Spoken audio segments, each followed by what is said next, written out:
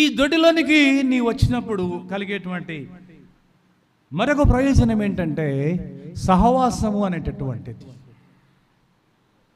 కొంతమంది ఏమో ఇంట్లో కూర్చొని సోఫాల మీద ఛానల్స్ మార్చుకుంటా వింటూ ఉంటారు.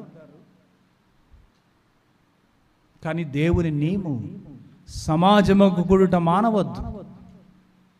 ఒకరినొకడు ప్రేమలో పురికొల్పుకోండి, ఒకరినొకరు హెచ్చరించుకోండి. ఎడిఫై వన్ అనదర్ అని ఉంటుంది ఇంగ్లీష్లో. ఎడిఫిస్ అంటే పెద్ద భవనం. ఎడిఫై అంటే నీ సంఘంలో ఉండే నీ సహోదరుడి జీవితాన్ని, నీ సహోదరి జీవితాన్ని, నీ సంఘంలో ఉండే కుటుంబాన్ని నువ్వు ఒక బిల్డింగ్ కట్టినట్టుగా కట్టు. కొలసి 2లో ఉంటుంది, మీరు దేవుని ఇంటి వలె as an edifice you are being built in Christ. ఎఫెసీలో ఉంటుంది, కొలస్సీలో ఉంటుంది. సంఘానికి ఎందుకు వస్తాం మనం?